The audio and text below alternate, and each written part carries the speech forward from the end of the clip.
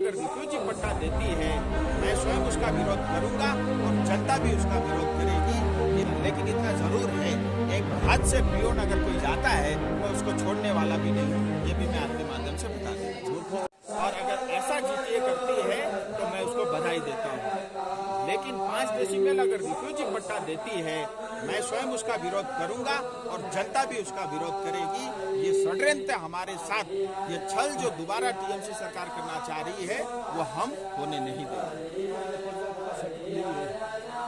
देखिए, अभी तक जो बातें फैल रही है और या जो इंफॉर्मेशन है, वो यही बताया जा रहा है कि 5 डेसिबल दिया जाएगा और रिफ्यूजी वाला सर्टिफिकेट दिया जाएगा। वो हमें मान्य नहीं।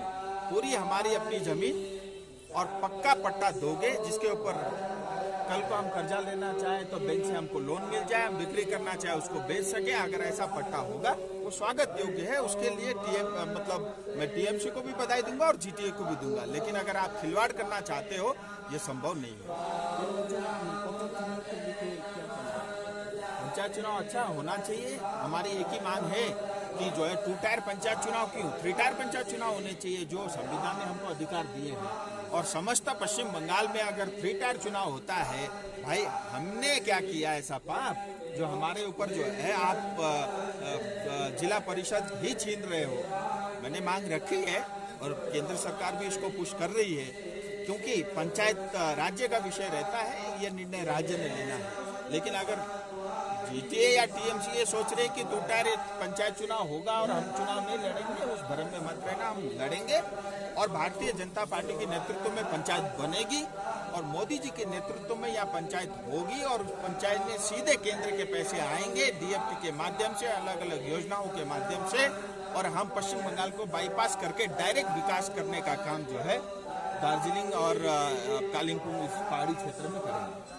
ये विदेशी का नाम से गोरखा को लगता है इस बार तो एक स्टेट को जो सिक्किम है उसको भी नहीं छोड़ा इस बार, तो हम लोग का भविष्य क्या सिक्योर होगा? पहली बात मैं अपने गोरखाओं से ये कहना चाहता हूँ, एक तो कोई हमको विदेशी कहे, हमको बहुत निराश होने की आवश्यकता नहीं है। ये भारत के संविधान, ये भारत माँ ने हमको वो सर्टिफिकेट दिया है और किसी एरे गहरे से हमको सर्टिफिकेट एक तो लेने की जरूरत नहीं है।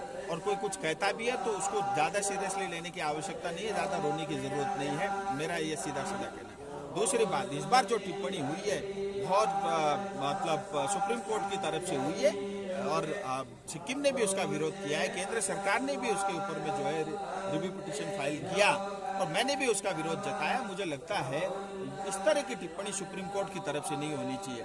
इसके ऊपर इनकम टैक्स लगना चाहिए नहीं लगना चाहिए वो अलग विषय हो सकते हैं, लेकिन किसकी नागरिकता सही है गलत है, कौन भारतीय कौन विदेशी है, ये जो है तय करने का काम भारत सरकार का है, ना ही सुप्रीम कोर्ट का है।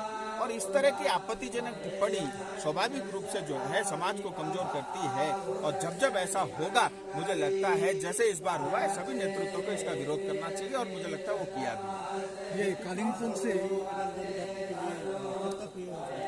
देखिए, वेट तो हम कई सालों से कर रहे हैं, लेकिन इतना जरूर है कि 2024 के चुनाव से पहले जनजाति की मान्यता इस क्षेत्र में रहने वाले हमारे लोगों को मिलेगी और स्थायी राजनीतिक समाधान को लेकर भी बहुत सारे विषयों पे बात चल रही है। समय अनुसार उसका भी हम जरूर खुला सकते। राजू जी, ये कालिम्पोंग में आपके पार्टी के लोग ही आपके इस्तीफे का मांग कर रहे हैं, कह रहे हैं कि 2024 तक आपको कुछ लाना होगा, इसके बारे में आपका क्या कहना है? अच्छी बात है ना, उनको इतना चिंता है, रहनी भी चाहिए, लेकिन ऐसा है कौन पार्टी का किस दायित्व में है उसका नाम बताए, उसका दायित्व बताए तो मैं उत्तर दूं। कोई भी एरे गहरा, अच्छा एक तो क्या है, मेरा नाम लिए बगैर यहाँ कोई बिकता नहीं है, तो ये एक ट्रेंड बन गया है। अगर सोशल मीडिया में किसी को पॉपुलर होना है तो सांसद का नाम लो। अच्छा है, मेरी वजह से अगर किसी का नाम इज्जत हो रहा है, चाहे नेगेटिव चाहे पॉजिटिव, अच्छा है, उसका दुकान चल रहा है, चलने दो, उससे मुझे कोई फर्क नहीं पड़ता। मैं ऐसा व्यक्ति हूँ जो पूरी ईमानदारी से पिछले 4 साल में, और कोई एरा गहरा कोई कुछ कहता है उससे क्या फर्क पड़ता है। आप जनता से पूछो, 100 में से 90 से ज्यादा जनता कहेगी कि हाँ ये सांसद सही है। अब मैं छाती ठोक के ये बात कह सकता हूँ क्योंकि उतनी ईमानदारी से मैंने भी काम किया है और ये जनता को भी पता है। मुझे उसके लिए कोई रिपोर्ट ला करके प्रेस करके किसी को जवाब देने की आवश्यकता नहीं है। और जो भी ऐसा करता है उसके पीछे उसका बहुत बड़ा अपना व्यक्तिगत स्वार्थ है। समय अनुसार वो मैं बताऊंगा, लेकिन इतना जरूर है, एक हद से बियॉन्ड अगर कोई जाता है मैं उसको छोड़ने वाला भी नहीं हूँ, ये भी मैं आपके माध्यम से बता दूँ। गोरखाओं का मेन डिमांड कब तक फुलफिल होगा? मैं वही बता रहा हूँ, जैसे उन्होंने सवाल पूछा था 2024 के चुनाव से पहले हम जाति और स्थायी राजनीतिक समाधान यानी अलग राज्य, गोरखालैंड, यूपी जो भी हो उसको लेकर के भी एक रोडमैप तैयार होगा, उसको लेकर के भी एक खुलासा होगा। आप सबका बहुत बहुत धन्यवाद। सॉरी है